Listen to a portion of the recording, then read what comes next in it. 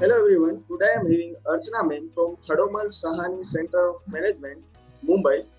Hello ma'am, how are you? I'm good. Thank you so much. How are you doing? I am also fine ma'am. Thanks for asking. And now we are going to start our interview. And first question to you is, why do you like to be in an educational sector rather than any other sectors? Oh my God, this is one question you have asked, and it's not going to make me stop here. But okay, I'm not going to give you a very cliche answer. Though the start of my career in education has been very cliche. I have spent 9 years in corporate, and then, of course, my daughter happened, and I had to take a break. I tried my hand going back in corporate, and that's where I got a chance to, dabble into education sector, and I really loved it. And so I thought, let me get back. So my first assignment was basically teaching HR to non-HR people. That was a 4 hour long workshop, and I thought to myself that those 4 hours were the best 4 hours in my career. And probably that's when I decided that training it is, or education it is for me. And I was lucky. I got, myself opportunities into this field. And so I could stick myself into. And I feel why am I here? To give you one answer in one word is because I'm learning a lot, much more than what I learned in college. Nice, ma'am, nice. So another question to you is, what is the key behind the successful career in this sector? In education, okay, I would not really call myself successful yet, but yes, I have seen this field, and I have seen successful people in education. And what I feel is, here you would need to have a correct balance of being assertive and being empathetic. If you are empathetic, so that you understand, and you must remember your own student days, and you must also have that patience with your students. So to be successful in the education field, to give you a bucket answer, is a right balance of empathy and assertiveness. Very nice, ma'am. And what is the best part of your institute which is different from another institutes? Bosses, my bosses, I guess all our bosses are absolutely perfect. In fact, I have worked, like I said, I've worked for probably 21 long years with various institutes, various corporate, various fields of industries, but I haven't seen the kind of bosses that we get here. So it's not just bosses, but also my teammates, my professors here. Most of them are from corporate, and they have turned to education. So to talk about one uniqueness about Thadumal Sahani Institute is people that you work with here, as far as me as a colleague or as a employee is concerned.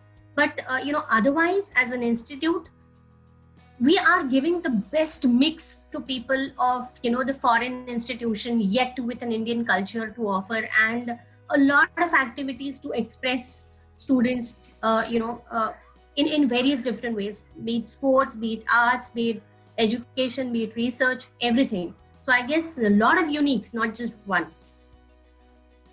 Very nice, ma'am. So you want to say that in a higher management, people are not their bosses; they are leaders. Well, they are absolutely leaders, and they are best leaders that you can actually ever meet ever anywhere. Very, very nice, ma'am. So another question to you is, what is your thoughts about the education system of India? Okay.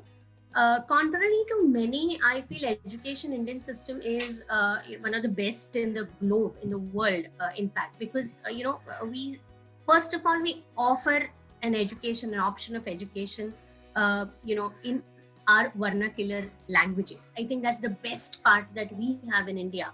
That most of us from my generation probably have studied their own primary education, at least in vernacular studies, and that creates a base, a cultural base, a value base, a different kind of a value base that our education system is offering. Moreover, I think our education system is very progressive. See the kind of boards that we are offering here. From the secondary onwards, we have international boards, we have Indian boards, and they're all at par. Not just that, I mean, look at our own institute, even at an MBA level, even at a postgraduate level, we have so many mixes of so many courses, not just in our institute, but there are so many. So we have the best educational system that there is to offer in the world, because we are a correct mix of global education as well as we have that typical cultural traditional education that offers a very strong value to our students from the primary until the post graduation. Very nice. And what are your thoughts about the youth of India? Well, like I said, I'm learning from them every day. Like right now, I have 3 youths with me, and I'm learning so much.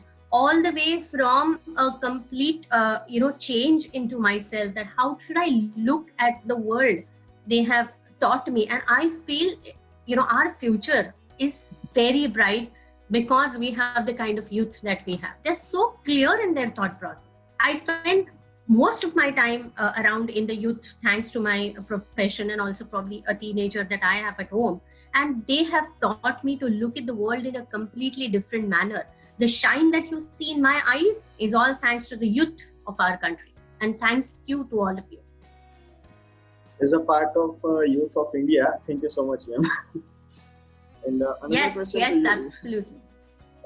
Another question to you is, what do you think, what will be the main challenges for your institute in upcoming time? Well, I guess not just our institute, but to most of the institutes currently, the challenge is that people are still not as open as they should be to the online education that the colleges are offering.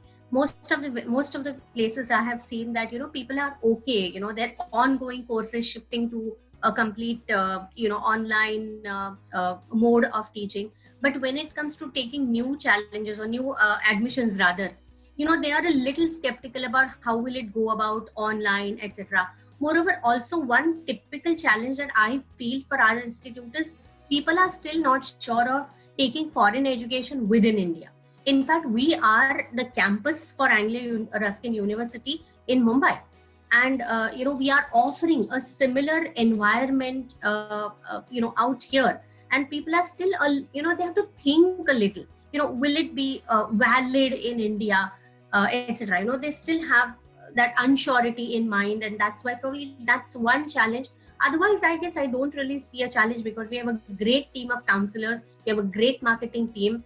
And we have super, facilities to offer at our campus. So I guess I don't think we would have many challenges, but there is definitely one challenge of people still being skeptical of, foreign universities coming to India and how much foreign will they be.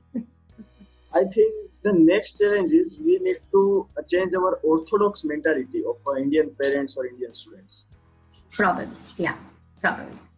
And next question to you is, what is your unprofessional activity? I'm not saying unprofessional, but what is your favorite activity do you do in your free time?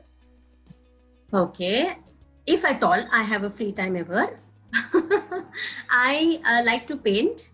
I love driving. So, it's been really a few months that I have not driven, any vehicle, but I love driving any vehicle. It could be a cycle, riding a cycle to, driving a truck. I just love driving. That's a very therapeutic activity that I feel I have. Painting, like I said, I love painting. I used to read a lot, but whenever I get free time now, my newfound hobby has been cooking. I never liked cooking, but I must say that my newfound activity is cooking, and I'm really, I'm really happy to find that. Oh, I don't know whether I'm happy, but my family definitely is happy. Another question to you is, what is the definition of your hard work? What is your hard definition? work is, hard work I feel is when you're giving your best at any situation that is given to you. Without procrastinating, without thinking of, whether, without any doubt in mind. I think that's hard work. You don't have to work longer hours or anything, but just give your best shot at the first itself, because life does not throw second chances at you. So I think you have to give your best at the first. And that's why, that's what hard work would be. I don't think anything else. And just be ready with everything best that you have to offer. Nice. And last question to you is, how do you set your goals? You can just outline the process. Okay. I guess it's just like everybody else. I have learned it from my, bosses at Thadumal Shahani. Probably I'm now better at setting goals because of these people that I have seen. I guess it's a very basic process, Harsh, because what you have to do is, first of all, you have to know what you want. I think that's the first part or first step of setting a goal in life. And secondly, you have to then break it down into smaller goals. Because if you keep looking at, suppose if my goal is to become Prime Minister of India, I will need to understand the skills that I need to have to become the Prime Minister of India. I would need to understand what my weaknesses are. So, running that SWOT analysis that typically people say is probably the first goal. Once you understand what you want in life in a clear manner. My one single mantra of setting a goal is to have one line story at every step. You need to have a one line story of your goal. What do you want?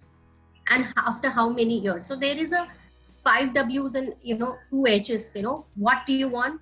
How do you want to achieve it? How much of it will you be able to, break it down? So break down your goals. So that would be the third step. And the fourth step actually is to keep your focus. Think of all those people who are going to help you in meeting your goal, and keep that gratitude in your mind for all those people. Don't shy away from thanking them. Don't shy away from also counting them. Like, suppose if my goal is to lose weight, which had been, everyone knows who are around me that I have lost weight, and that has been my goal for the last 1 year.